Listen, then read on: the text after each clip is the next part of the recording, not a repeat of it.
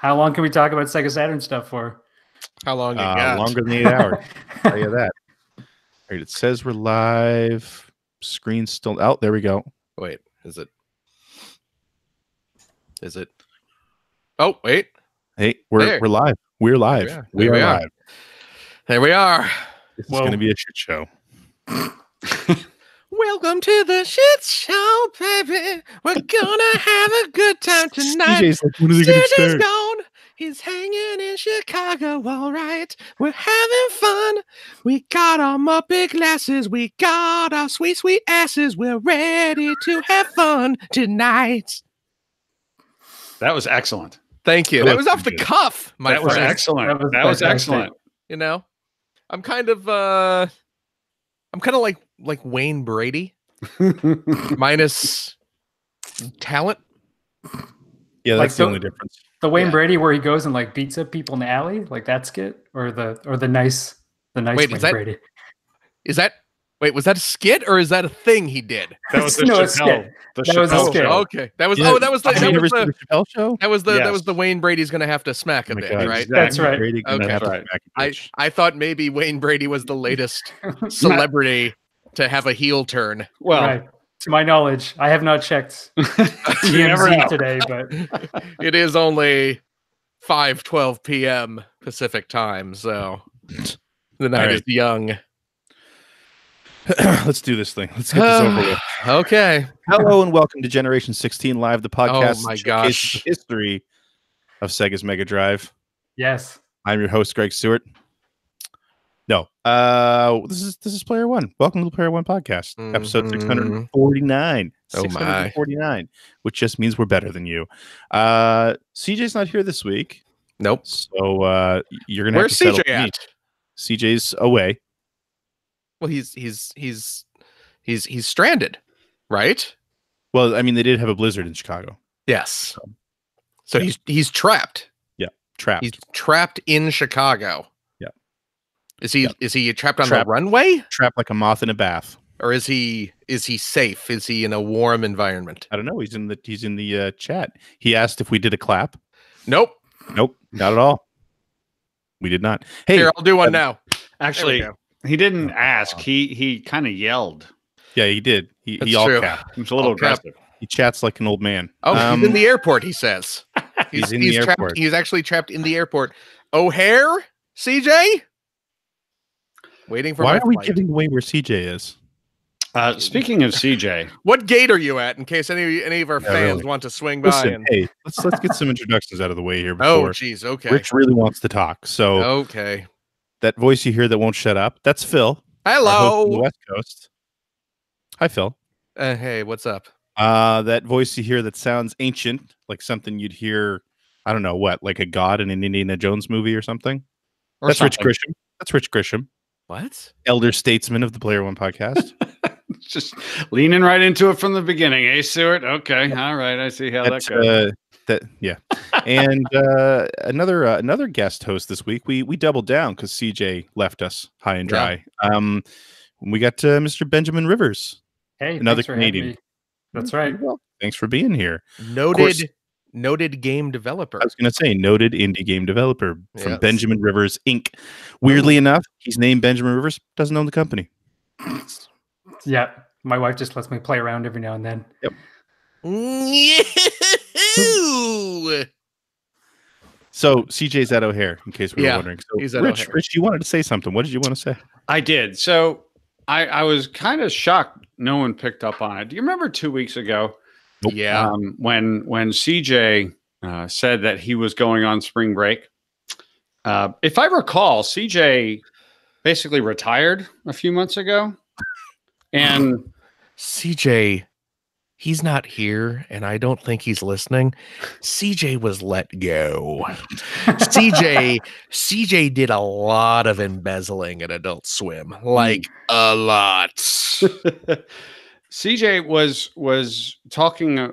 Basically, he's living every person's dream. His wife is making all of the money. His Mhm. kid goes to school all day, Mhm. and he gets to do whatever he wants. And when he said he had to go on, when he said he had to go on spring break, I was shocked that no one said, "Wait, CJ, spring break from what?" from naps and calling Uber Eats. What's happening here? But no, nobody did that. So anyway, love you, CJ. Just that was a surprising development. I was shocked nobody went after him for that. CJ doesn't have time to sleep. This is pure Sea of Thieves time. I want you to know. I mean, he's splitting his time between Sea of Thieves and building Player One into a brand to be reckoned with. Clearly, yeah. I mean, he hasn't been successful yet. Well, but you know, it's only been what, 11 years, 12 years. Has it been that long? It's been a while, man. Jesus, give it time to grow. We're gonna, we're soon. This podcast will soon be into its third console generation. Oh my! Whoa! Yeah. Best show on the internet. Some of our earliest episodes were like Tales from the Lines for like the PlayStation 3. Yeah. Remember when you guys talked about Bully? Yep. That new game, Bully. That's true. Actually, that was one of the first games we covered. I know. And then we had that great game club years ago. Yeah. Yeah. We felt like we brought it 360. Legendary.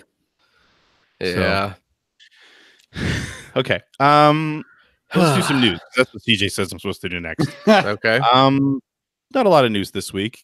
Basically, I went back through IGN and saw what they covered for the past week. No, it's GameSpot. Sorry, IGN. Who reads IGN? What are you, Philip Muselin? What's his name? What's his name? The plagiarist guy. He steals from IGN. Does he? And now, well, yeah, that was one of his things. That was one of his. Sorry, I'm not familiar with what we're talking about. Remember that guy who plagiarized that review a couple months back? No. When does that happen?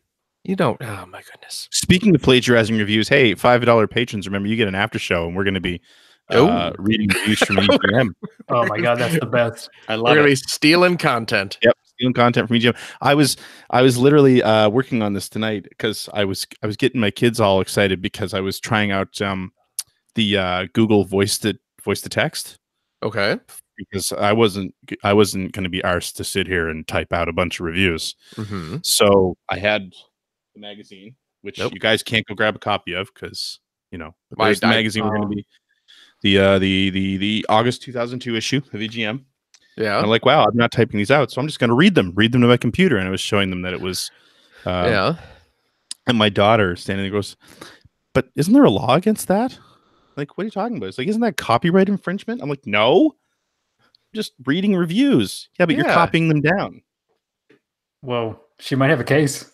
You might have a case. That is like if you squeal, you're out of the will. What's it like having a narc for a kid? Proud, actually. Jeez. Honestly, if one of them doesn't turn out to be one, I'll be shocked. Oh, my goodness. Considering who's raising them. Shocked. Yeah. Pretty straight-laced, Phil.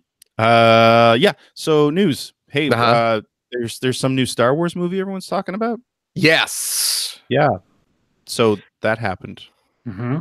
Yes. But no. Along with the announcement and trailer of the new Star Wars movie it's Star my Wars latest directorial debut. Oh, the Star Warriors. Here comes the Sky Masters. It stars everybody's favorite super space laser man, Luke Spaceman, who has power over the mystical. Hold on, I got to come up with a funny word instead of force. Let's see. Schwartz. I don't want to get the Schwartz twisted. I don't even know. Yeah. So, but along with that announcement, there was the announcement of the already rumored and leaked new Star Wars game from Respawn. Yes. Jedi Fallen Order. Yes. Which, of course, kicked off an entire frenzy on the internet about how, single player story-driven games are dying. Blah, blah, blah, blah. Will this actually come out? Because EA's got a bit of a bad reputation for, canceling Star Wars games. Yeah. But hey, Star Wars Jedi Fallen Order. Did you? Who watched the trailer? Because I didn't. I did. Yeah. What'd you think? Me as well. What do you think? Are you excited? Are we excited about this game that's never coming out? I mean, I'm a big nerd for Star Wars. I'm a sucker for Star Wars.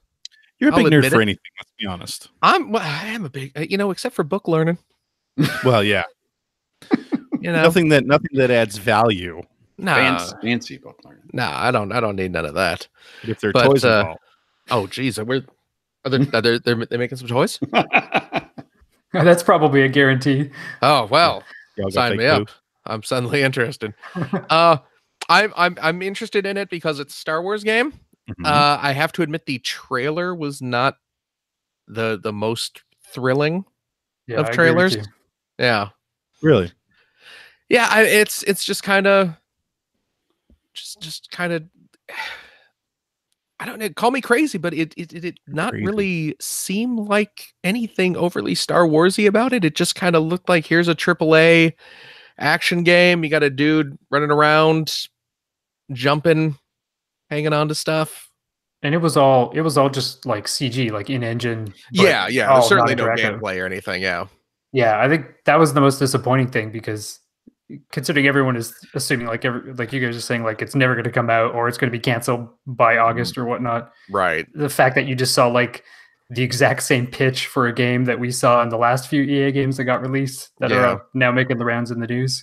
Mm-hmm. It's hard to get super stoked. Well, Respawn, they're the Titanfall people, right? Yep. Yeah. So I think it's going to be great. Yeah, I mean so. Yeah, I mean, from what I've heard, Titanfall 2 was amazing. Still never played it, but Titanfall 2 is one of maybe two, no more than three first-person shooter games that I actually completed in the last 5. You were going to say one of maybe two, no more than 3 Titanfall games. No. No, Titanfall 2 was unbelievable. I don't ever usually play. Well, I mean, I don't play a lot of first-person shooters, and the ones that I do, I typically don't, finish the story. But Titanfall 2 is that good, so I have complete faith because I think it's pretty. I mean, I'm no expert with that studio, but I don't think there's been like huge turnover there. I think it's the same sort of core group that made Titanfall and Titanfall 2. So I'm in. Yeah, I definitely hope it's. I mean, it'd be amazing to have a single-player Star Wars game for sure because it's been a long time. It's been too long. Oh yeah, way too long, for sure. Okay. Also, other big news this week. Apparently, you can change your PSN ID now. What embarrassing PSN ID name did you have, Phil, before you changed it to whatever it is now? You know what? It was Super Saiyan Phil 420. Actually, that's not true. Lowercase x, uppercase x, lowercase x, underscore tilde Super Saiyan Phil 420 underscore tilde lowercase x, uppercase x, lowercase. You're not describing your password, are you? No, my password is Phil. Top secret password 420. Because you want to have some numbers in there that bumps up the more security. More secure, yeah. Right. Yeah. So I would put in a symbol because that's supposed to boost it more, but I can't find. I mean, I guess I could do 8 == greater than, because that would look like kind of like a wang. But I was hoping to just get one character. Your password is actually just written out ASCII Wang. Yeah. ASCII Wang. See it dangling from my big frame. ASCII frame. There you go. I honestly didn't know that you couldn't do this already for some reason. That? Change your name. Or name. Yeah. I heard there were problems. Like some games you would lose some stuff, so I haven't done it yet, but I'm going to. It apparently affects some games, although apparently like Fortnite and Apex Legends are not two of the games that will affect. That was the article I was reading was like, but that's okay. Like the 2 biggest games right now, they're fine. Right. It's just a bunch of crap that nobody else plays. Nobody important plays anyway. Rich. Sorry. Fair statement. Yeah. I know it was important and that everyone cared about it because literally every time you release a trailer on PlayStation, within the first 5 comments, someone's like, when can I change my PSN ID? Like every single time for the past 5 years. Yeah, every single one. You can look at them all. Well, it's a fair question. Because, really? This long? Well, I mean, I know that on Xbox, I was stuck with a username I didn't like forever. Me too. You know, and it was all because I had a username that I wanted. Well, I just used my last name as a username. Strangely enough, I remember this. It was taken, and it was because when we were at AGM, the media all got free Xbox Live accounts, but they were connected to your media email address generally, or at least mine was. So, you know, I had the username I wanted, and I used that right through until basically it expired, because I didn't have my Ziff Davis email anymore. But the actual username was still active when I had to switch things over, because then I had another username that I liked, but then there was this whole point where my live account was an American account, but I was in Canada and I had a Canadian billing address, so they're like, well, you can't use an American live account. And I went through probably I don't know, a couple weeks of dealing with them where I'm like, well, can we just transfer this to a Canadian account? Like, can we just change this to a Canadian account? No, not possible. So I had to create a whole new username. And so, yeah, it was a pain in the ass, but yeah, I was excited when they were letting us change those finally. Either fortunately or unfortunately, I probably a little bit of both. You know, all of the various gaming systems and communication platforms and various things that you sort of join and sign up over the last 10, 20 years as these things have evolved. I have a different name for every single thing. So it's completely, yeah, just for no reason, because I never put a second of thought into it. I'm like, come on, I just want to get in and play the game. Let's go. I don't care. So I have just a series of terrible names across the board that make no rhyme or reason. So it's probably a good thing, although, you know, it's not like I'm going to be consolidating my PlayStation name with any of the other ridiculous numbers of handles and passwords I have across every single system. Okay. Now, I think one of the things that Microsoft did that I'm hoping that Sony does too is they also went through and they cleaned out, because I think if a username had ever been active, even if it wasn't anymore, it was considered taken. Right. So, but they went through and they cleaned out a bunch of them if they've been inactive for, I don't know, X number of years. So hopefully Sony's doing that too. Good luck. The one last thing that I have here on the news side, which is a little bit concerning, is that so there was a small update for about Beyond Good and Evil 2 this week. I haven't heard of this. What's this? And the update is, hang on one sec here. I'm going to the, okay. So the update, I saw this on GameSpot, that so one of them was speaking to Ubisoft CEO Yves Guillemot, who provided an update on how the project's coming along. He told IGN that he just recently spoke with creative director Michel Ancel, and in their discussion, they might have discussed another direction for the game. Oh. That seems a bit late. That seems a bit worrisome. Yeah. So, I mean, how long have we been looking at this game now? 7 years? 8 years? Yeah, really. Something like that. And now, Do you think that they're changing direction because they're mid-development and they're having issues? Or do you think they're changing direction because they're actually not very far along in anything and they can still do that? What I worry is that they could be changing direction because they've been in development for so long that the trends have changed, like to a ridiculous degree. So yeah, like I really feel like they could be in danger of doing something like that, where it's like, well, the type of game we're building isn't relevant anymore. You know, it just took too long. That's so weird, because the original game was entirely predicated on the fact that it bucked a lot of the other trends at the time, didn't it? And it just did its own thing, and that's why people love it so much. Yeah. I feel like the fact that this has been in development, like Blair Farrell in the chat just mentioned that the first time we saw the teaser for BG&E 2 was 2007, he thinks. Oh, jeez. So I mean, that's 12 years. Oh, yeah. You know. Oh, wow. Okay. So it probably hasn't been in active development for 12 years, but it's been a thing for over 12 years, probably over 10 years at least. And I mean, the gaming landscape has changed so much in the last decade that it wouldn't surprise me if that was the case. And I really hope it's not. But anyway, and I don't even know if this is, maybe it might be much ado about nothing, but it's not what you want to hear. No. About a game that's been in development for that long. Oh yeah. So, but you know, anyway, that's all I had for news this week. So I think we should jump into what you've been playing, and Ben, this is your first time on the show, so let's go with you.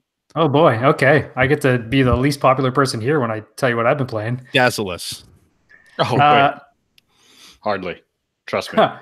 So, I'm in the midst of development, so I've been playing a bunch of little things on and off because I'm having a hard time focusing on a bunch of larger things. So I'm playing Final Fantasy 13 on the Xbox One X. Did you get the 12th hour when it starts to get good? Or no, gets good from moment one, Greg. That's the beauty of that game. Oh no, I am that one person. I'm that one guy who loves that game. Mouth a little.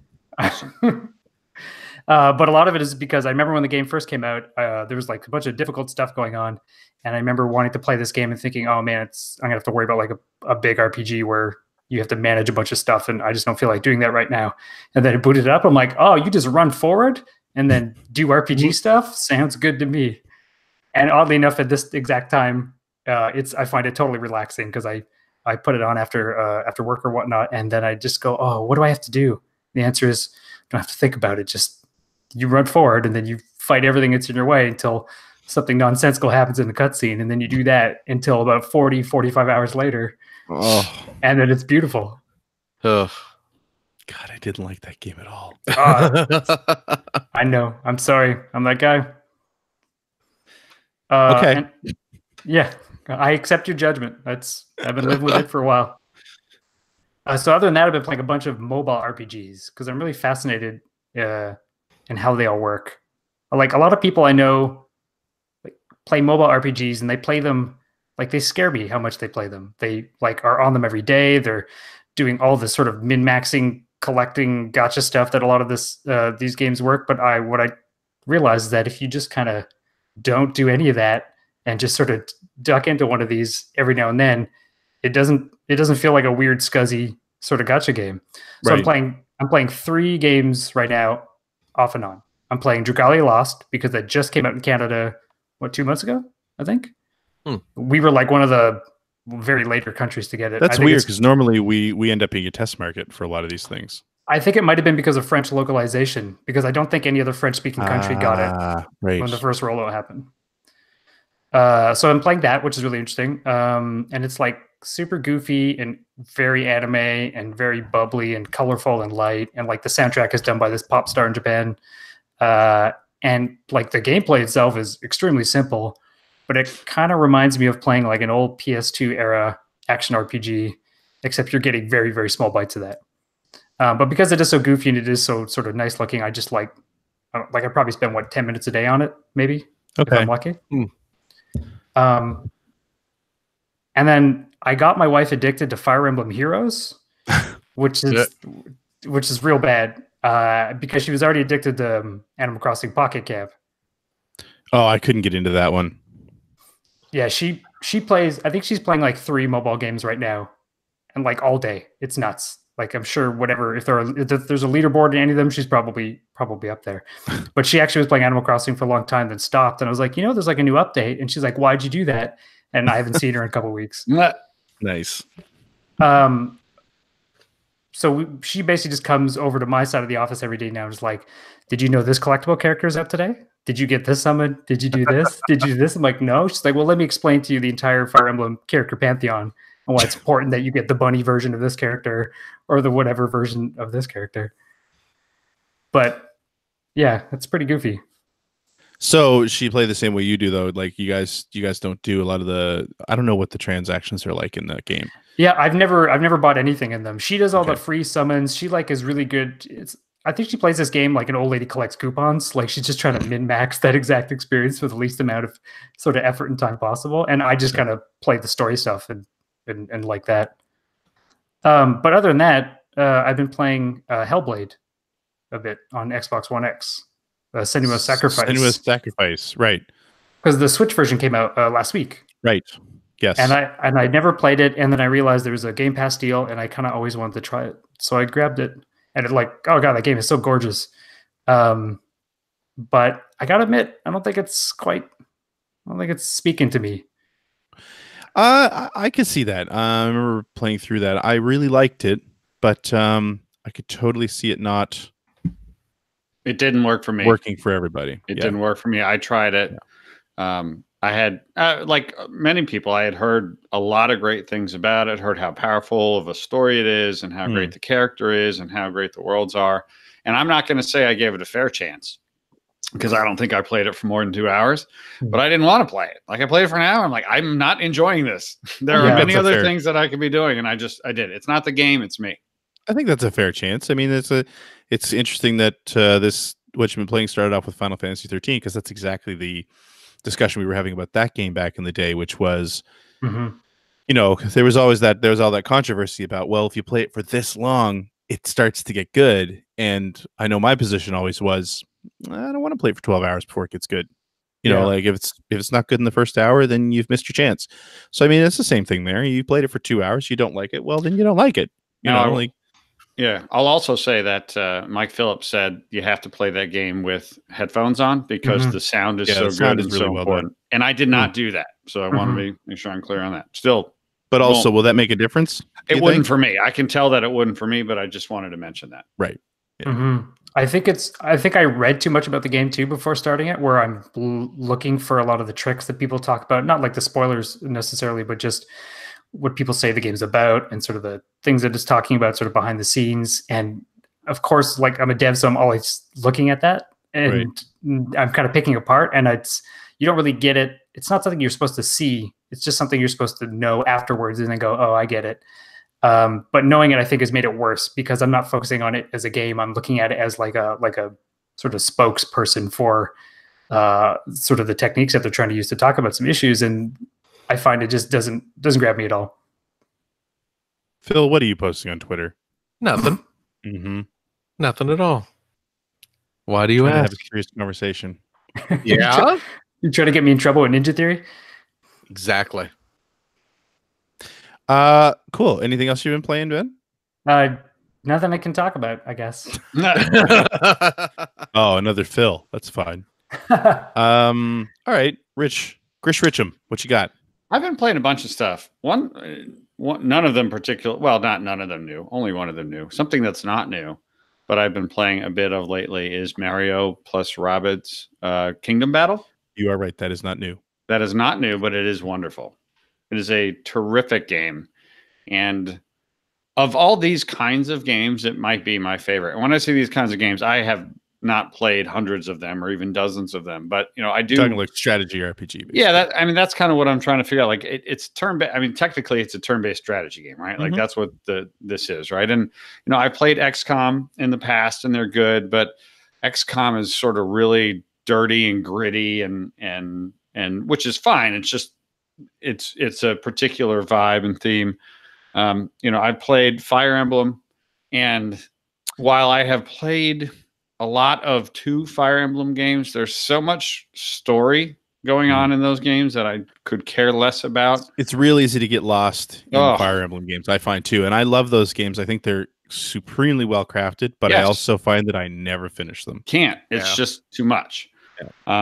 Mario plus Rabbids Kingdom Battle is like the best, other than my all-time favorite, which is Toy Soldiers. I don't know if you guys have ever played. I remember you talked about that before. Yeah. I've never played that. That is my all-time favorite because of number one, the real-time strategy, or excuse me, the turn-based strategy is terrific. But number two, the theme, it takes place in the battlefields of Europe in World War I, and that to me, that's been an area of history I've always been fascinated with. So that combination.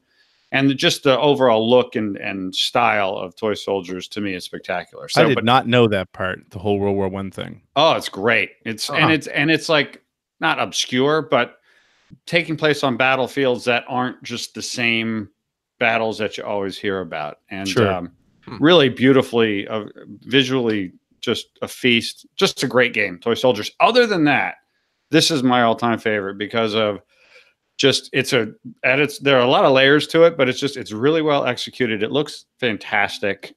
You know, I just obviously love the Nintendo characters. Greg, I know you don't like the Rabbids. I don't hate the Rabbids. I'm not anti-Rabbid. I know you hate them. I got it.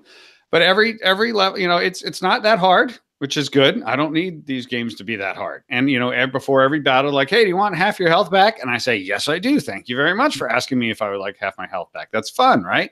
And they're just, the battles are silly and funny, and the enemies are constantly changing and getting more more interesting. It's not that hard, but if you get sloppy or lazy, you'll lose and you'll have to try again once or twice. And it's just a wonderful game to pick up my Switch and play for 15, 20 minutes at a pop here and there. So I just keep playing. I'm in well into World 3 now, which is, again, it's not like I'm at the end, but there's a lot of replayability.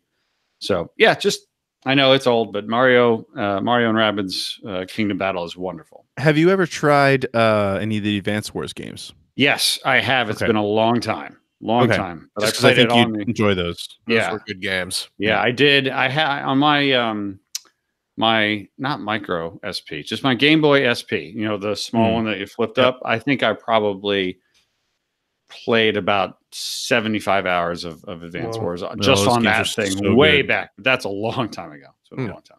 Rich, do you like this game more because you're playing in portable mode, do you think? Yes, because I'm playing it more because it's portable. And when I say portable, I mean just bringing it downstairs into the family room. Right. When my son is on the computer, my wife's watching TV, I'm in there. Just being able to do it there is really cool. So yes, definitely that's a net positive for sure.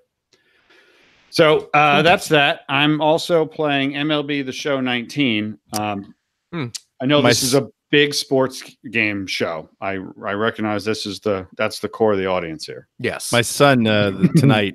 He's finally discovered that game. He played baseball last season. It was his first season. Okay. And he's playing again this season. And he came home tonight from his mother's.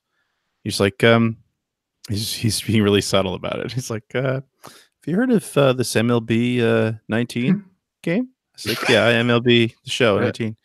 Because, yeah, I think that'd be pretty interesting. Just putting it out there. Well, Greg, I do have a baseball game that I can offer your son. It's not The Show. But a baseball game, nonetheless. Out of the Park Baseball 20. I can deliver one right to him. On brand. I have never heard of it. So yeah, I'm playing MLB The Show 19 on the PlayStation 4. But the real description, I should say, is I'm playing one mode. It's called March to October, and it's such a fantastic concept.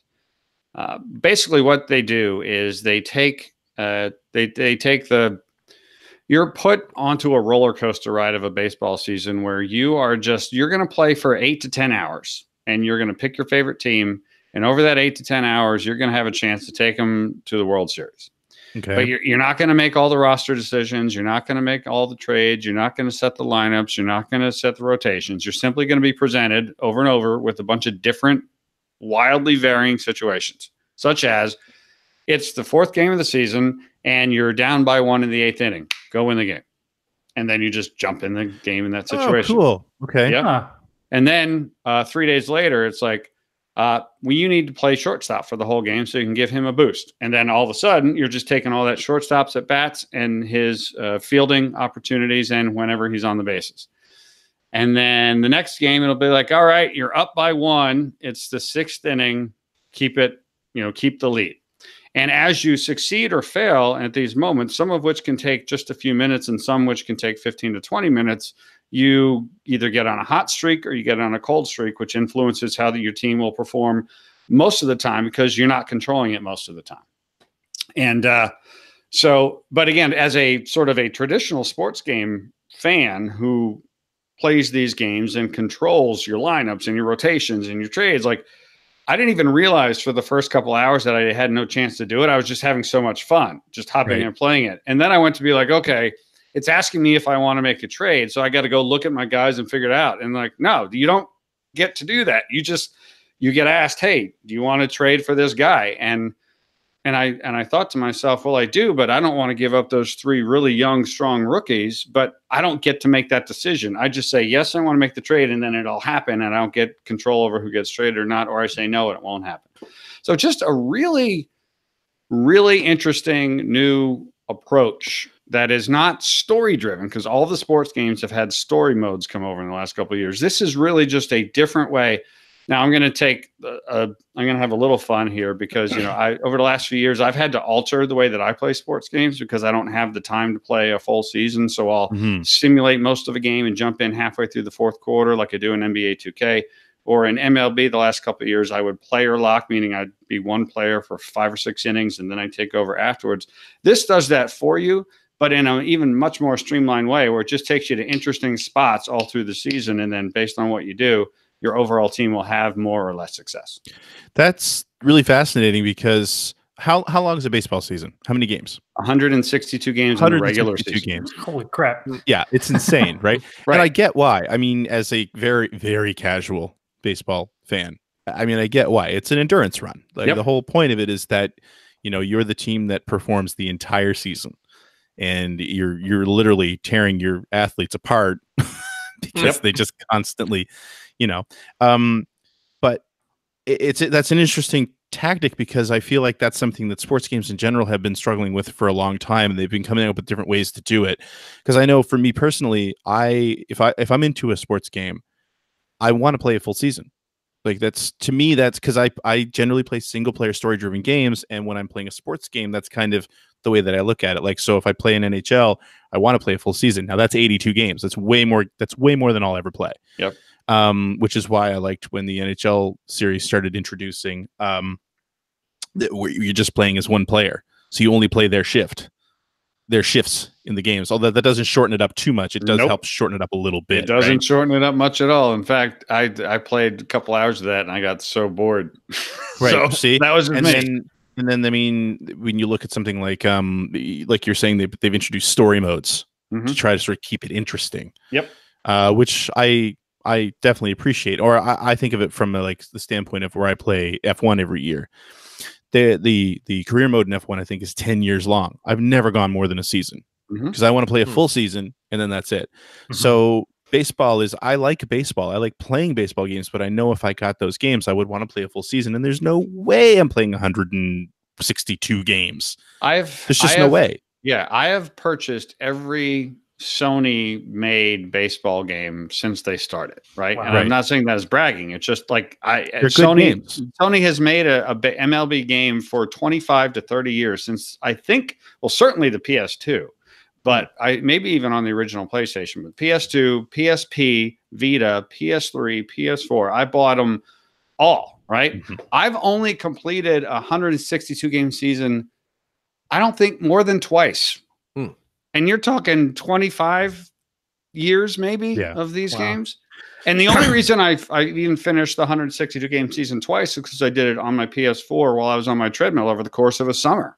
Because the way that I play the game, I'm not playing 9 innings. Remember, I'm playing 3 or 4 at bats, and then I go into the 7th inning, and then I unlock the rest of the game. I think it's interesting because you talk about that, and then you look at RPG players, and it's like for years and years, like sort of traditional RPG players and sports gamers are like oil and water. When you look at something like that, you realize, wait, there's a lot of similarities there. Tons. You know, so I find that fascinating, but that's a really interesting take on it. And I love the idea. It reminds me a lot of, there was an F1 game on the Sega CD called, it was called Heavenly Symphony, I think, in Japan, but it was Beyond the Limit, F1 Beyond the Limit. And one of the coolest aspects they had was very similar to what you're talking about, where they took the previous season and they presented you with, I think, 16 scenarios, and they were just kind of like what you're saying. It's like you're driving, I don't know, Alain Prost's car.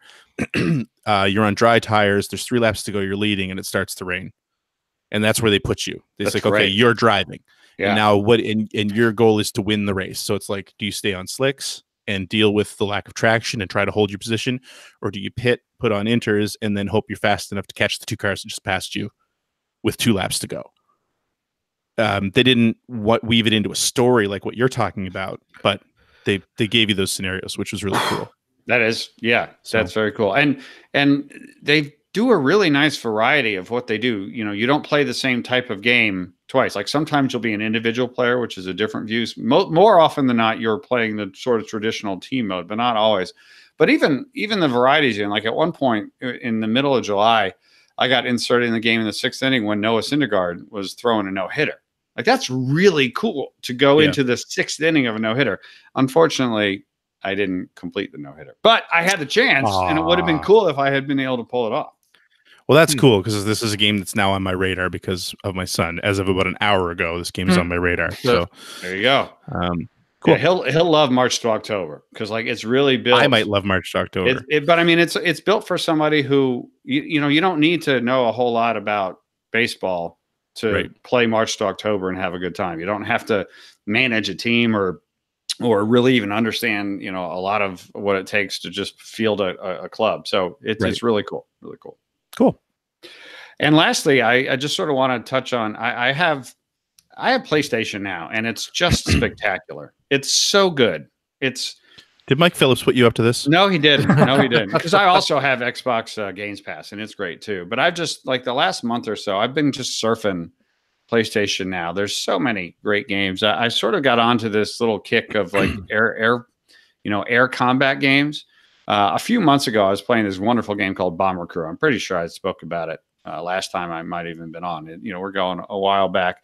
And then I sort of got onto a kick with Aces of the Luftwaffe. You ever heard of that one? I remember that game. That's on PlayStation now. It's throwback side scroller. I'm not allowed to say shmup, so I got to come up with a better term. Right. Oh, you are not. Yeah. And then I sort of wandered my way into this game, Pacific Conflicts. Air Conflicts Pacific Carriers. I'm like, that's an incredibly specific game. Man, you're really limiting yourself when you call your game Pacific Carriers. But it's really, really cool. And then the one I'm playing right now is called Dogfight 1942. Of all the I guess World War II air combat games that are on PlayStation now, it's the one I'm having the most fun with right now. Is that the Capcom game? I have no idea. It's not. Okay. But I honestly don't know who any of these developers are. These games are not brand new, and they don't really make games like this before, although they did just release. I mean, they don't make games like this now, I say, but then they did just release Ace Combat, which isn't these kind of games. That's a little different, though. But it's different. But it's at least a flight shooter kind of a game. Mm-hmm. So, but it's just PlayStation now, just the ability to surf. And, again, I don't have... you talk about retraining yourself playing a sports game in MLB The Show. It's like retraining my brain how to play video games, because it used to be such a traumatic experience to decide what to spend my limited resources on. And then when I got it, I would have to play it. And if I didn't play it a certain amount of time, I would feel bad. Mm-hmm. And then, switch to later in life where you're able to buy games and you have this incredible backlog and you're never sure what to pick up. And, now it's just like this. It's retraining myself to, it's okay to just dip into something for 5 or 10 minutes and see if this is fun or see if this is something that I'm like. And I've been doing that a lot on PlayStation now. And the reason that you can do it easier on PlayStation now is because a lot of it, it's all streaming, right? So like you got to wait for a minute or so, but then you can be playing. Whereas, with Games Pass, which I love, you got to download everything and you got to clean the fridge and all that. So, and one other thing that I've been playing recently on PlayStation now is MotorStorm Apocalypse, which is so good. Yeah. Again, just like I passed by it and I'm like, oh yeah, I remember everyone loved this. And now I'm, probably 2 hours into playing that game and it's fantastic. Terrible story. Terrible story. Oh, I didn't know that game had a story. It has a story? Oh my gosh. The cutscenes are the title was the story. Awful. Like you cannot skip through them fast enough. Just the worst thing ever. But once you're racing, it's fantastic. Just super. So yeah, PlayStation Now surfing is my is the last of my what I've been playing. Nice. Phil. Yeah. What have you been playing? Not much this week. No, not much this week. I've not had much time to play video games due to my extensive charity work. Yep. Okay. But I did break. I did break the. So unbelievable. I know, right? No, I've just been lazy. Which is far more believable. Now listen, you're not. Yeah. Listen. Aren't you? Yes. Aren't you doing like the single dad thing right now? I am very much doing the. That's not lazy, thing. My friend. Right now, boy, it is not. No, holy. That's when you wish you could be lazy. It is not lazy at all. Yeah. My goodness, no. But I did pick up and Finn and I played a bit of this. I picked up the Nintendo Labo Toy-Con 04. Yep. The VR kit. Nice. Oh, cool. I can't wait to hear about this. Picked that one up. Well, haven't played a lot of it yet.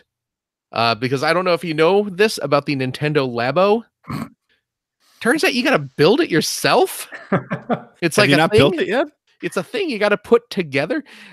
So far we've put together the main the goggles, Mhm. and we got those together. And to be honest, he's the one who's been. I should get him, on the show to talk about it. But it's going to be more fart jokes than normal. That's saying something. I'll second that motion. Let's do that.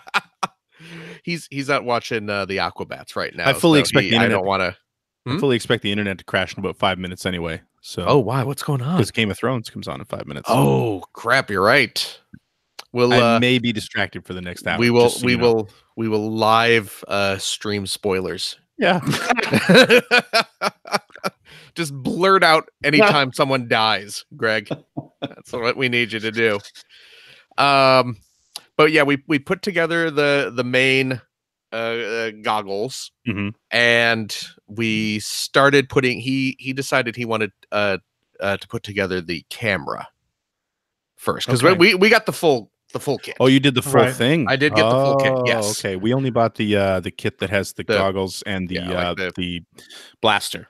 Yeah, which is kind of they have a term for it, but that's kind of the core. I think that's the only one that was available actually when I went to EB Games here. Yeah, I couldn't even buy one. I couldn't. Yeah. It's on back order from. They didn't have it out on the shelves where I went. I had to ask for it, and that was the one they had, which was fine because that's the one I wanted. It was like $50. I'm like, yeah, I'll spend that. Sure. Okay. Yeah, but I went and picked up the whole McGillicuddy. How long did it take for you to put those together? More than the previous ones? The basic headset, maybe half an hour. Yeah, half hour to 45 minutes is what we spent. Yeah, and that's with a 7-year-old helping you. Had I been doing it myself, it probably would have gotten done a little faster. But But I will say, based on even the limited experience I have with the Labo stuff, they take longer than you think they're gonna. They do. They seem, this is gonna be simple. It's like, oh my god, I'm into like hour 2. Yeah. Well, what was it? From the first kit, putting together that piano. We never tried it, but I can't imagine. It was hours. It was hours because it is, it's a million moving parts, and you got to get them all, nicely built, and you got to be very careful and get them all put together correctly. But yeah, we got that, and we started working on the camera, and then we got distracted yesterday, so we just got the lens built, and it looks like you have to slide the Joy-Con into the lens. But yeah, he's very excited to play that particular mode, because that has one of the little games that you can play with the camera is apparently like you're underwater and you're looking around, taking pictures of fish, and sharks show up and things like that. So he's pretty excited into that stuff. Yeah. And any animal kind of thing he's way into. But yeah, he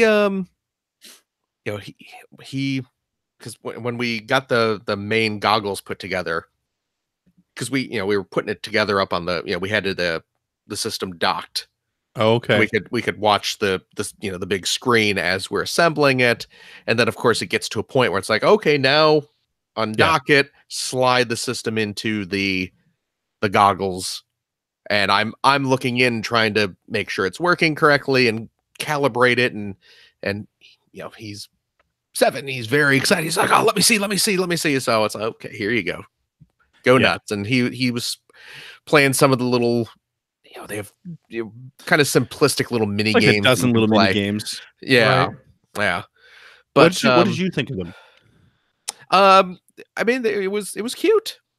Yeah, they're very throwaway, but there's some cute stuff in there. Yeah, I'm excited to check out some of the more involved games that require more extensive build time, because some of that stuff seems pretty neat. I mean, the one of the ones that I'm really curious to try out is the elephant, the big elephant mask. Yeah, that's like the weirdest looking one. That right, all the promo photos. Yeah, so you have this sort of elephant face you're holding up, and then there's this bendy cardboard trunk that has, I guess, one of the Joy-Cons at the end of the trunk. And I know one of the games, using the term generously, for that is, and that's not even insult. It's because it's like a little art. It's an art program. Right. No, I get it. Yeah. There's one of the Elephant Games programs, activities, whatever you want to call them, is basically just like looks like probably a simplistic, but who knows, little art program where you can draw in 3D space. That's cool. Which looks like it's going to be kind of neat, but that elephant thing, I think it says like 2 hours to assemble or something like that. So.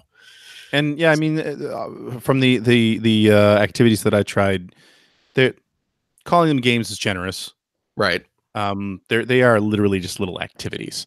Like there's one where you're, and from everything that I've seen so far, you're not really in first person mode on anything. It very much reminds me of Astrobot in that you're overlooking a scene, and you're controlling something in the scene. It's cute. Yeah. I was trying one. Where you're controlling a little UFO that has a UFO catcher claw, and you can pick up apples and throw them around and stuff like that. So they're just simple little games, but it's neat, and obviously it's not PSVR or anything. No, it's like not that. Quite that level of quality, and you have to hold the thing on your face, right? Which is probably the worst part about it. Although it's weird because when you're putting the headset together, the headset's a bit of an intricate build. Yeah. And when you're putting it together, I really think they did a great job because like part of it is they have all these little stickers that you have to put on the piece that actually holds the Switch. Right. And sort of keeps it in place. But then you also build this little protector that you slide down on the side so it can't slide left or right. However, you can't have the Joy-Cons connected when that's on there. Right. But when you're playing these things, it makes the most sense to have the Joy-Cons connected because then you're literally just holding the thing as far from your face, right? There are some games that say detach one of the Joy-Cons, but overall, like it's a solid build. It sucks that you have to hold it to your face, but it's pretty good as a like entry level VR thing. But you know what? It's a Labo, and the whole kind of gimmick of Labo is do it yourself. Come up with creative solutions to make things. Just go get some elastic bands, some elastic straps with kind of alligator clips on the side, and clip them on there and build your own little headset. True. Yeah. Why not? That could work. Maybe. Or it could end up with your Switch in pieces on the floor. But that's why you put the little protector thing over it. There's gonna be a bunch of like Switch VR fails on YouTube. People smashing their consoles. I mean, you test it first. You don't go standing over a concrete surface. You sit on a bed or something where there's like a very short drop onto a cushioned surface. If you have a design failure or something, you can do that, right? It's product testing. I like it. I don't know. But it's neat. As you're describing the camera stuff, all I keep thinking is because Nintendo owns the license for the Fatal Frame series. Oh, jeez. All I want is Nintendo Labo Fatal Frame box set. There it is. Give me a camera obscura and Here just we the go. terrifying. All I want is a Virtual Boy Greatest Hits. That's what I want. Come on. Why don't they like free money?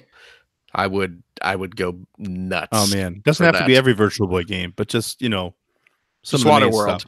Just Waterworld. Yeah, just Waterworld. It's Waterworld. Masters Bowling and Wario and Mario and Mighty Bomb Jack.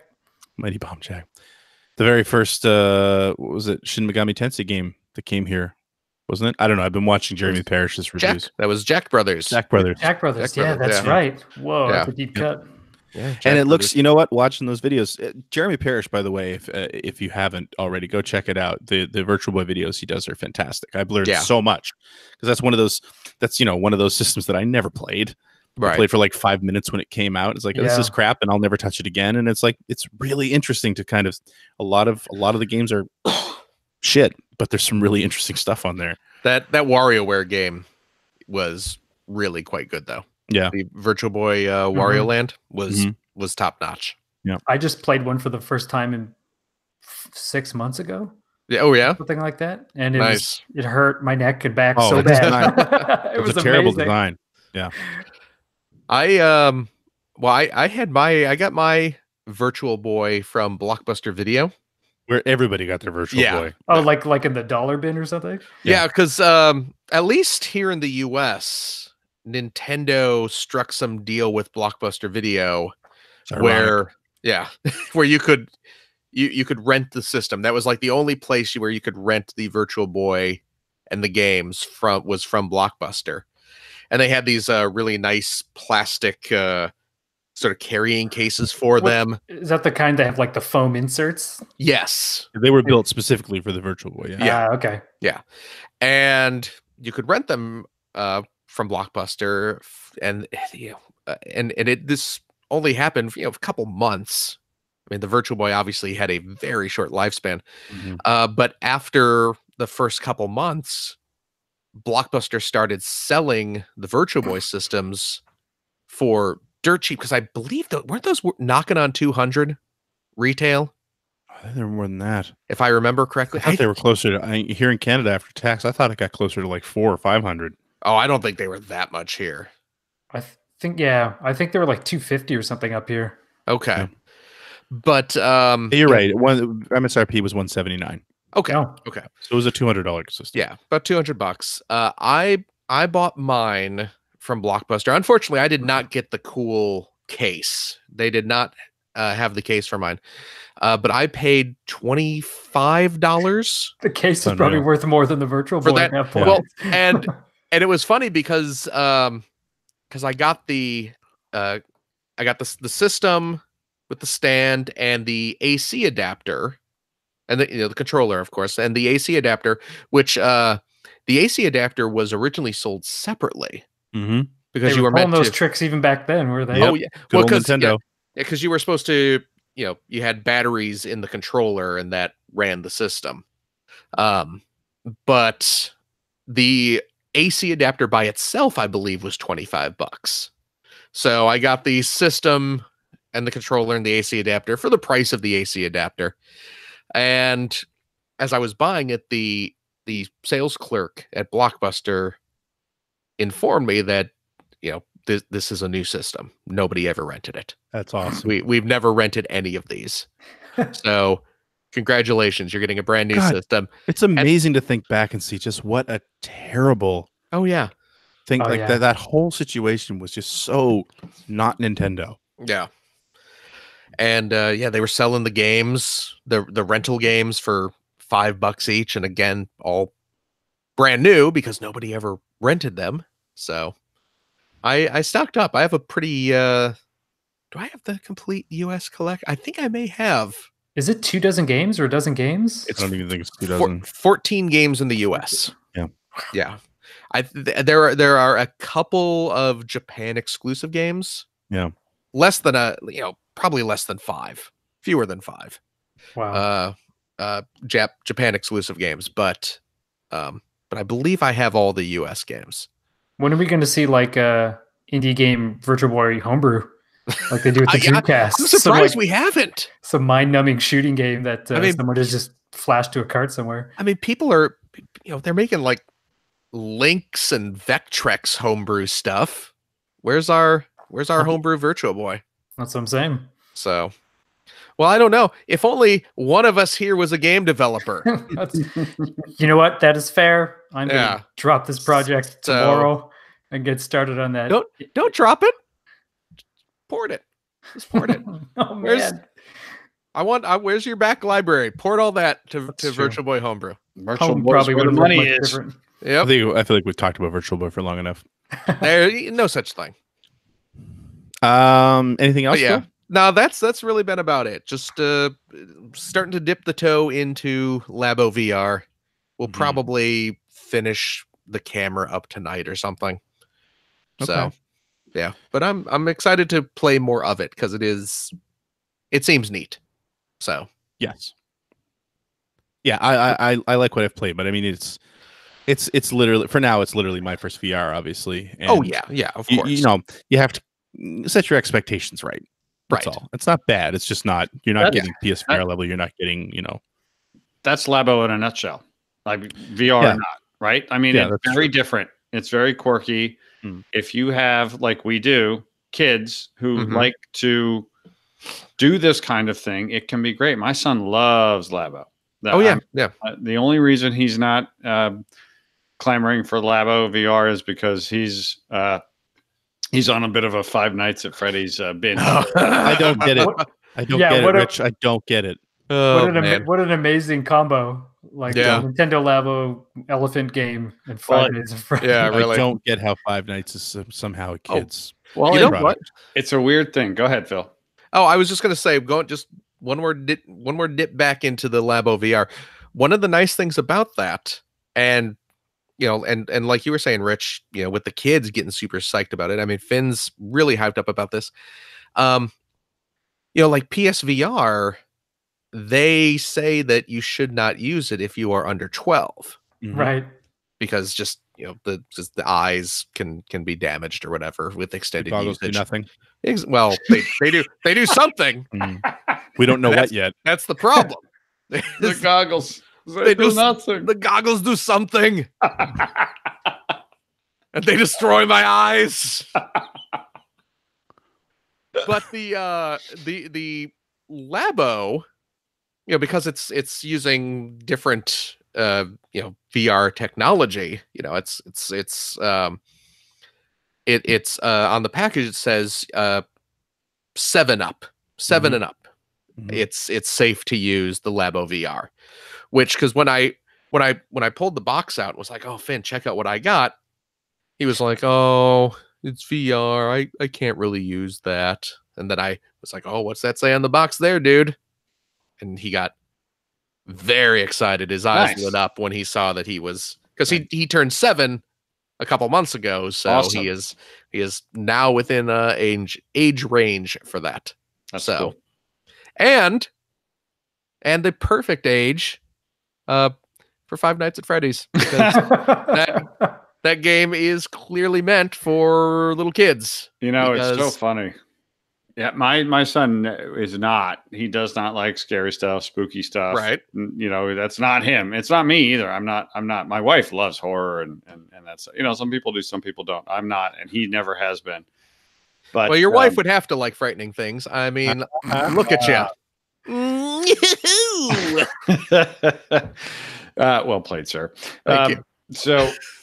But yeah, it's been funny because he's a Nintendo kid, has been since he was very little. He's always played Portal and builds levels in the Portal universe using Steam and plays all the mods and all that stuff like that. That's his main thing. But he got a gaming laptop for Christmas, which was interesting and really upped his ability to drive me insane trying to install mods for all of the various Valve Half-Life 2, program platform games. I mean, man, that is very complex stuff. But anyway, long story short, somewhere along the line, it all came from school. Like buddies of his at school were chatting about Five Nights at Freddy's, and he eventually was curious enough to where he wanted to play one, and he played the original, and he just between playing it and realizing what it is, which is not a horror game, right? It's not. It's like when you lose, it's a jump scare. Yeah, you know what I mean? Like something literally just jumps at you in that, but it's a puzzle game is what it really is. Like you have to understand when certain things happen, press this or do that. You have to turn on the flashlight at this point in time. You have to conserve your resources. It's very finite resources. Like it's a puzzle game at heart. So that sort of combination. And now he's all in on Five Nights at Freddy's. It's all he wants to talk about. He's making these Five Nights at Freddy's videos. He's doing this whole thing, and it's a phase like all of these things are. And that's the only reason that the Labo VR isn't at the top of the list, because every other time Labo stuff has come out, we've gotten it day one. So yeah. He'll be. I pre-ordered it, and I didn't pre-order it. I ordered it off Amazon last night. I didn't even realize it had come out, and then I couldn't get it, so it's on back order for Amazon. So I'm thinking it's going to be like a birthday present for him or something. But we'll definitely get it. Okay, nice. I'm going to move on because we want to get to tweets here. So as far as what I've been playing, the only other game that I really wanted to talk about, but I'm going to hold off on talking about it too much because I want to talk about it when CJ's here, and that's Dangerous Driving. Oh, right. Which is basically the spiritual successor to Burnout 3, I guess, done by some of the original Burnout folks, but done on a budget, done as an indie game. I played it very little this week, just because I didn't really have the time. But from what I played so far, jury's still out. I love what they're trying to do. I love that it's more like the Burnouts that I liked. So pre-Paradise City. It looks like it doesn't have the budget those games had. But not a bad. It doesn't look bad. It doesn't look bad. It just doesn't look as polished. And I'm not sure yet whether I like the control, and I'm not sure yet whether I like the difficulty level. Can't tell if it's because I haven't played a game like this in a while, and that's why I'm having trouble with some of the early stages, or that it's not balanced well. But it feels like something that needs a patch or two. Yeah. To balance. Is it a full price game? No, I think it's like $30, $20. And what are you playing it on? PS4. Okay. The only other thing that I know people are a little divided on is one of the ways they saved money, because I want to say I heard them throwing around a number like 150,000 as a budget. No way. Insane. Yeah, I know it is insane, which is why I don't think I believe that number. That might be for the first week. Yeah. I'd love to hear an actual number. I need to go find some interviews with these guys because I am curious about that. But one of the ways they did save money is they didn't spend any money on music. And by not spending any money, I mean they didn't spend any money on music. The game doesn't have a soundtrack. Now, those games had licensed soundtracks, which, of course, if this is an indie game with a low budget, you would never go that route. Right. But they didn't write any music for it outside of the title theme.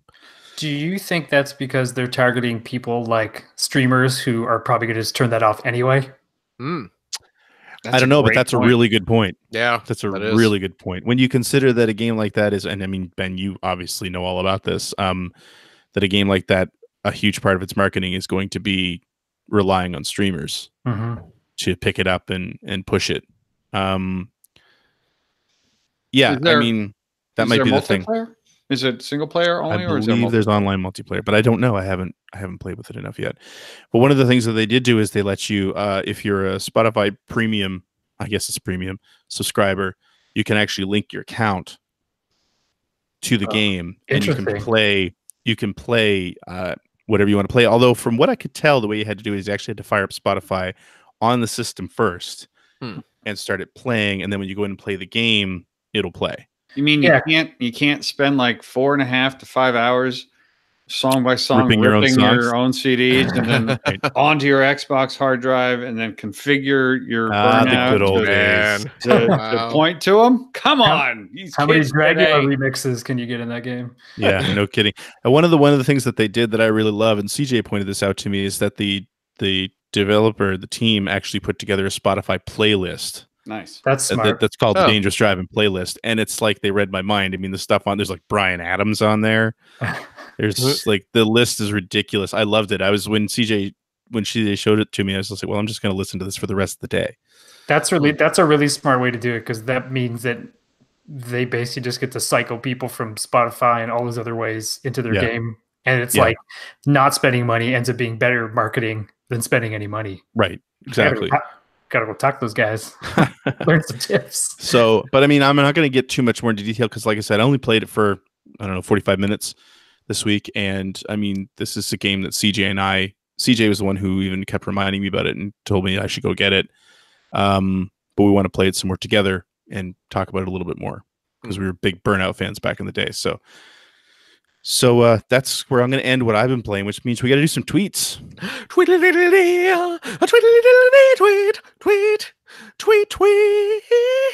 you want to win? That's a little bit weird then.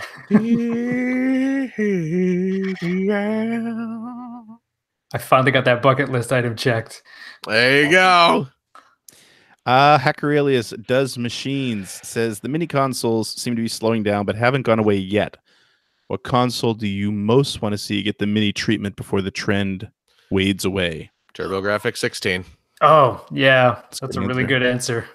Now, Phil, would that be with or without CD support?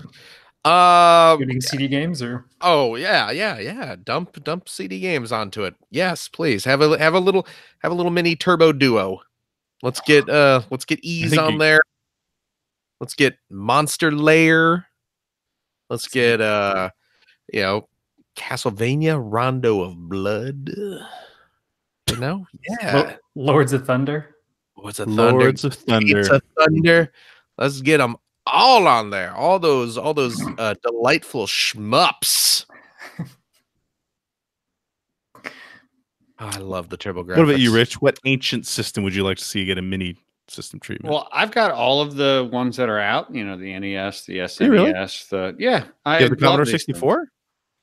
Is that a thing? Yeah, man. Okay, then I don't. I'm sorry, I don't have that. I was looking at one of those tonight. I really want one, but I don't want to spend $100 on it. Well, so I have the ones from. I don't have you guys have convinced me not to get any of the ones like the knockoffs or the those are terrible ones, right? So I'm just talking about the ones released directly from the original, from Nintendo.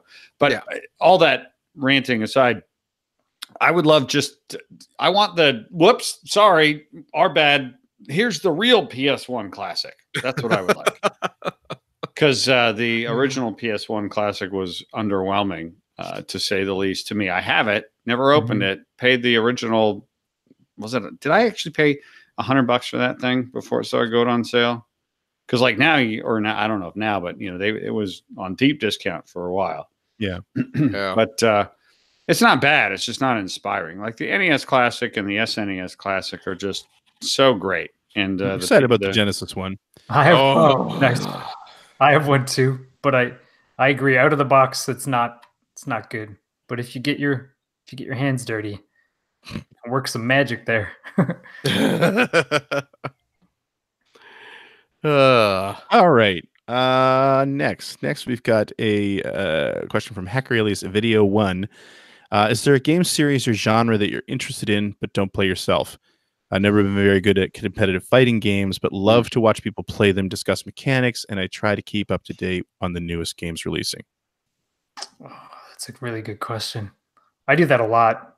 I put Twitch streams up of games that I am super fascinated by. Either it's for sort of work-related stuff or just because I'm interested, but I just know I'm never going to touch. I'll watch full run-throughs of RPGs that I know I'm never going to play, but that I like for one reason or another. Right. That's like comfort food, though. Yeah, true. Yeah. Yeah, fighting games is a good answer. I really like fighting games, but boy, am I not capable of bothering to get good at them. Oh, same here.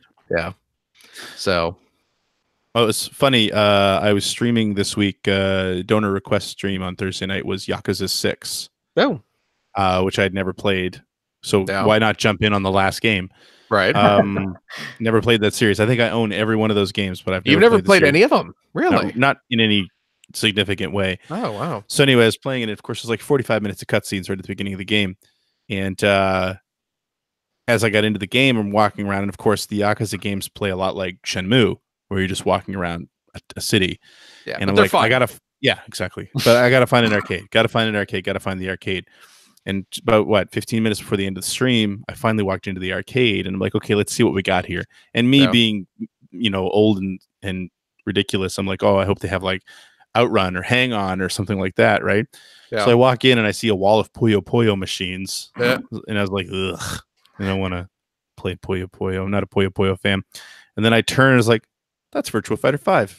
Ah. And I spent the next 15 minutes playing Virtua Fighter 5, the only fighter I really would ever pick up anymore. That's ridiculous that they can put Virtua Fighter 5 inside. I know, right? Yeah, it's nuts. What about you, Rich? Any games series or games genres that you like but don't really play? You're just interested in sort of learning about or watching, or not really. I mean, I'm just I would like to play more of the games that I do play. Is what it comes down to. I mean, I'm at the point where I've tried just about everything, and I really am able. The nice thing is I can focus on what I want to play now. For whatever reason, I'm just I'm in a place where I don't worry about playing the latest, greatest thing anymore. I don't have to be part of the day one launch conversation. If it's a big game, I'm totally happy playing a game that's 10 years old or 5 years old or 2 years old or whatever. So no, there's not a genre anymore. And that's just because, like, you know, for example, I was never in the fighting games at all anyway. So, right. You know, there wasn't a scene I sort of got. I mean, do I care that I don't play, or do I miss playing first person shooters? Not at all. In fact, I remember Phil 7-8 years ago saying, you know, I don't like first person shooters. You know, I'm not going to apologize for it. Just don't like it. And I, you know, it's sort of silly, but I remember thinking, wow, you know, I don't have to feel like I got to be playing Halo all the time or Rainbow Six. Okay. You know, but I definitely don't miss any genres anymore. I'm able to, whenever I'm playing a game, it's because I want to be playing that game, which is actually, it's a good place to be. That's fair. Ben, what about you? Sometimes I do. Sometimes I will watch a bunch of games in a series that I've played before. Sure. So that I love, but I think I don't want to start that over. Right. And for me, a lot of it is horror games. I'll watch a lot of stuff because obviously it's what I'm into. But I remember watching like a ton of Fatal Frame things, like watching playthroughs of almost, not all of them, but like a majority of the games, and then saying, "Oh crap!" And then I just bought them all and played them all. So that was one of those like rare occasions where like a giant YouTube stream actually resulted in somebody getting money, although it was an eBay seller, so that doesn't help anybody. But yeah, sometimes when there is like the day one shooter thing, I will watch it because I'm curious to see. Like, I just know I'm not interested, but I want to see what the big deal is. Right. And it's really interesting to see something like when something like Anthem comes out and people, like, I watched a lot of Anthem streams in the first week, and like no one looked happy playing them, which is really weird because normally when you do, like, people just there are people just into it, but it was hard to actually find someone or find a stream where someone was like, "Oh man, you know what? F the haters, this is great." And most of the time it was people being like, "No, it's," and they were still there because their schedule said they're playing Anthem for 6 hours, so that's what they were doing on Twitch. Let's have a long, heartfelt conversation about the development of that game. No. Oh, no.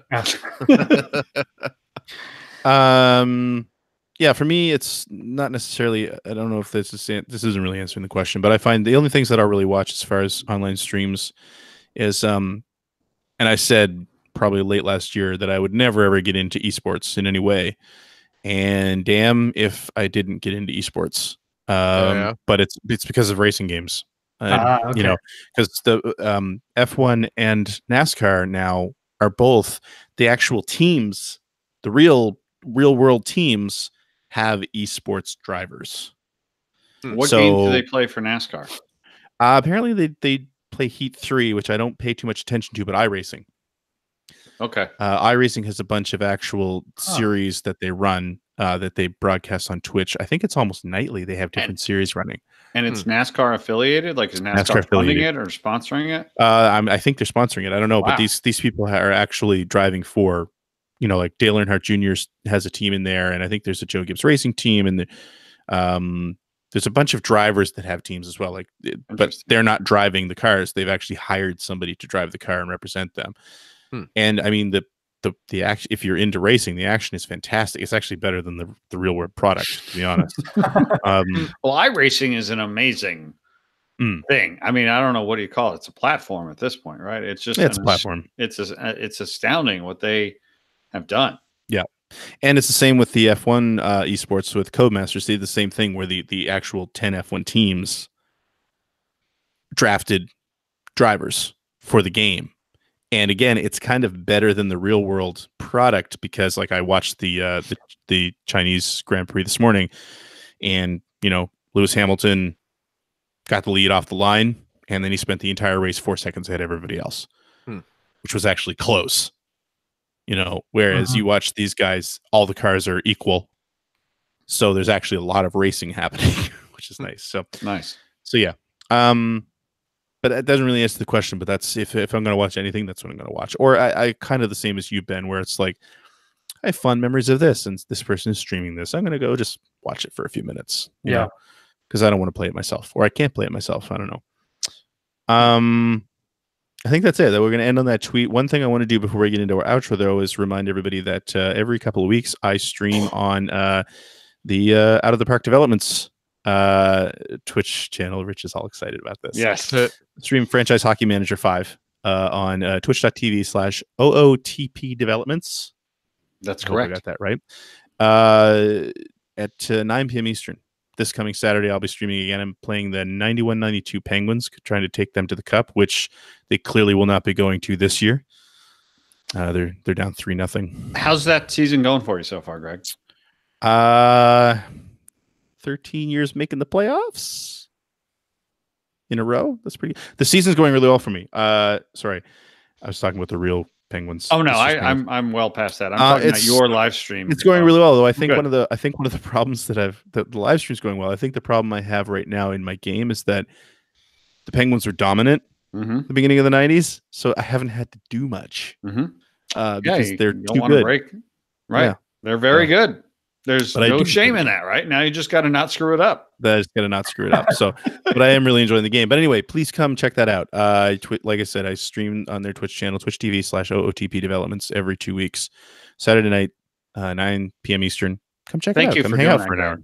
Thank you for doing that. We appreciate it. Thank you for having me. And that is our show for this week. Thanks for listening.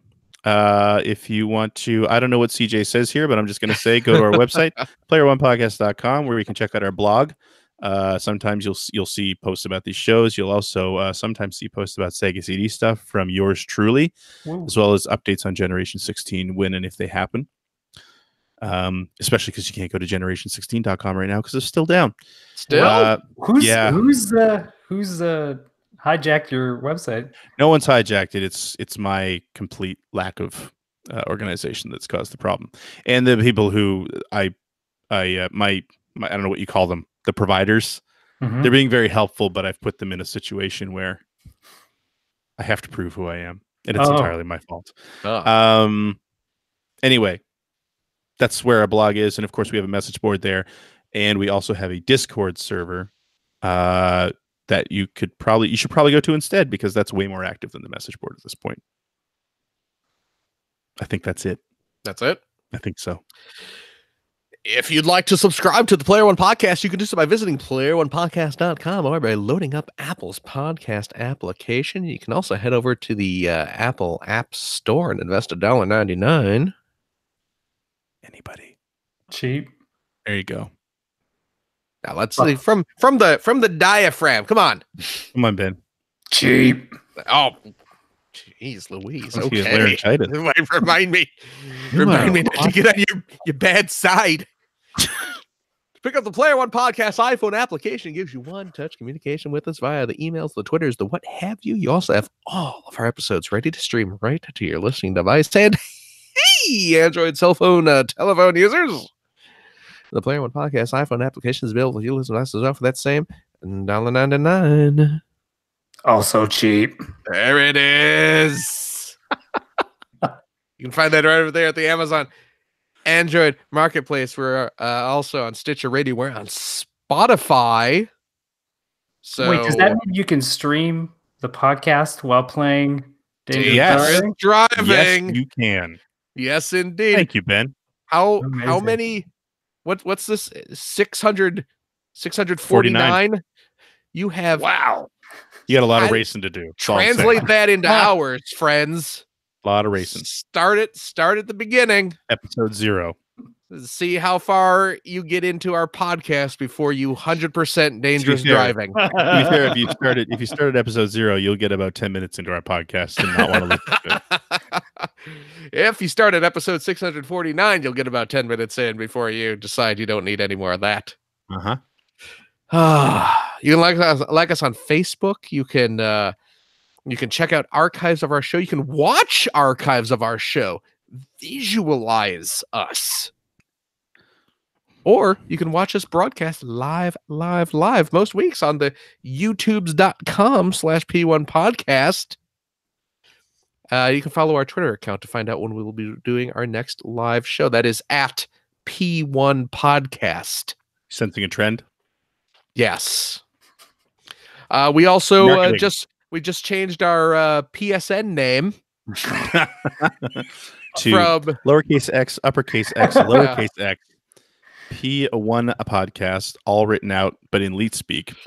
used to be unofficial EGM spin-off podcast starring CJ and Greg. Our new name is EGM Live. Yeah.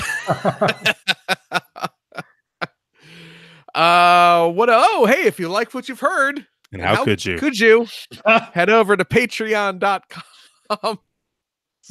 Rich really likes that. He does. That joke hasn't worn out its welcome on Rich. Every time. I chuckle every single time. I agree with Rich.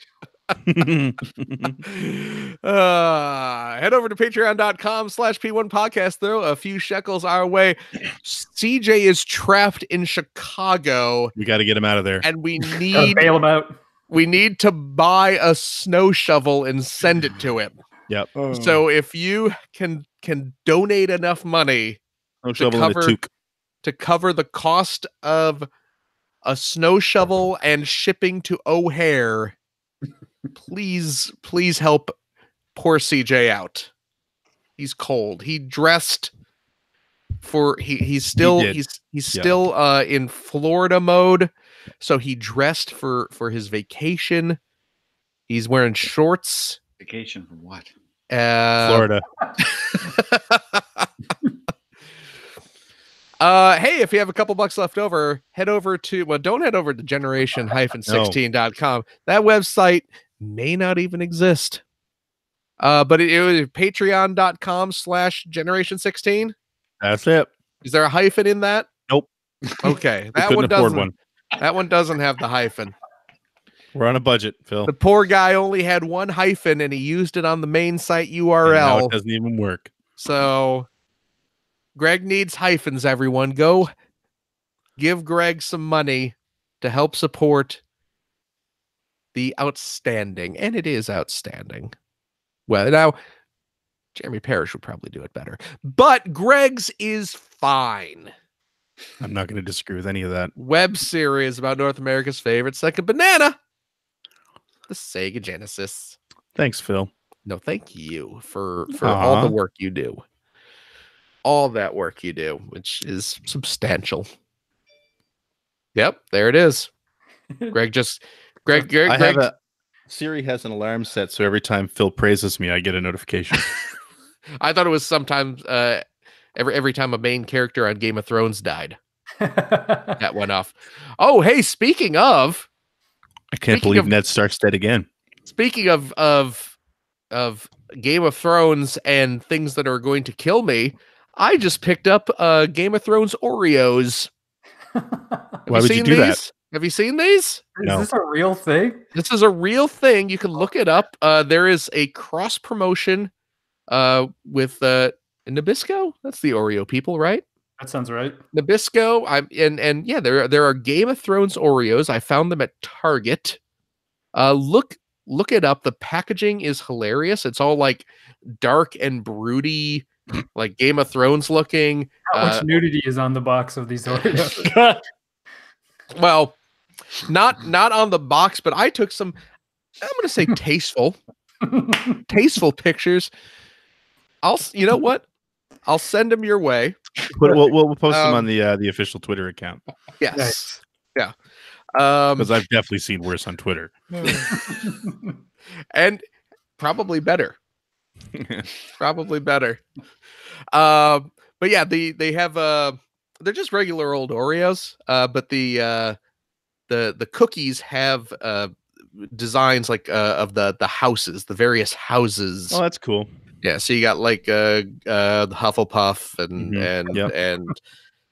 Gryffindor and the First Order and Decepticons. I think let's say the Decepticons and Shield. I think those are. Well, no, see, Shield. I mean, it's Hydra now, isn't it? Oh, right. Well, but yeah, but I don't. But you have all those. You know what? We've been doing an MCU marathon. Well, not marathon because we knew it all at once. But my kids and I, in preparation for Endgame, and we just finished Age of Ultron a couple days ago. Oh, we're getting there. Wow, we're getting there. That's a lot of movies. That's a lot of movie. You're watching all of them? All of them. In order. Very nice. Ant-Man is next. Oh, good. Ant-Man's I like the Ant-Man movies. I don't have a lot of memories of the Ant-Man movie. They're fun. They're fun. They're light. They're light-hearted romps. And hey, they're less than 2 hours long, so there you go. Did you watch Thor 2: The Dark World yet? Yeah, I didn't hate it. You know what? That is the one Marvel movie that I have zero recollection of. I had never seen it up until that point. Yep. I saw Iron Man 3 I saw once in theater.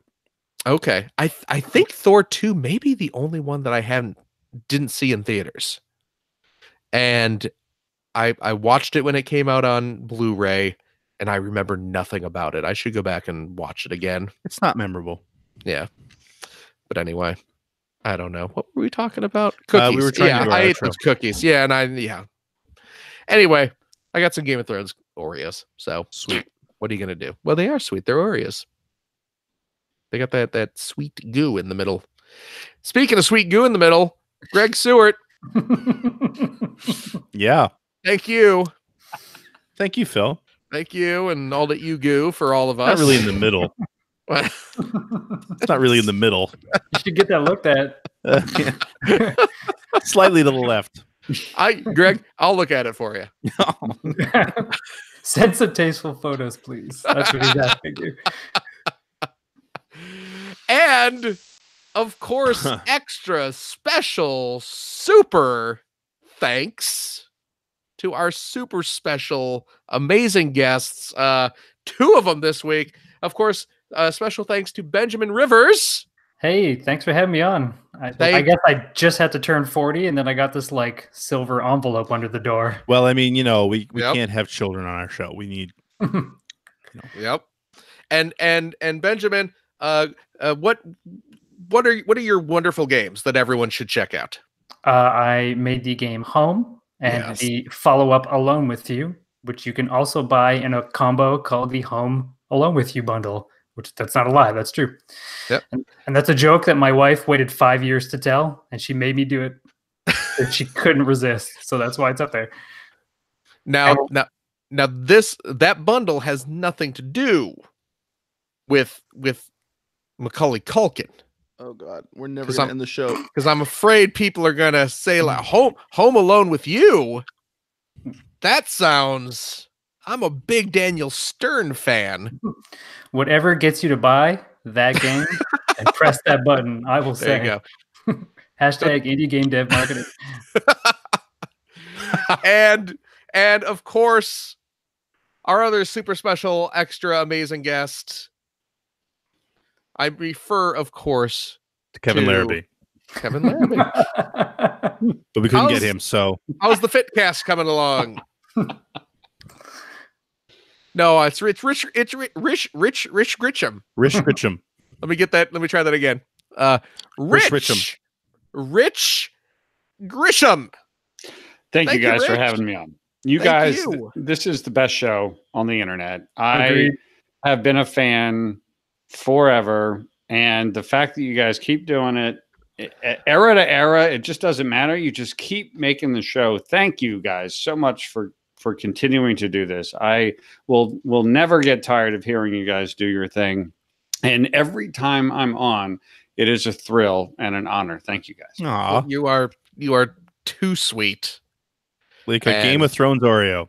Amen. and what should the internet check out of yours? Out of the Park Baseball 20, the 20th anniversary edition of the award-winning sports strategy game, Out of the Park Baseball 20. Just Google it. You can get it from us directly. You can get it from Steam. You can get it on Origin. If you're an Origin Premier subscriber, you get it in your subscription. It's there. Go play it. It's awesome. And thank you very much. And yes, thanks to both of you guys for filling in for CJ, because you're more interesting to talk to. And thanks to both of you for sticking around for the next 20 minutes for the after show. Yeah. Can't wait. Patreon supporters. Don't stop recording. Don't stop recording.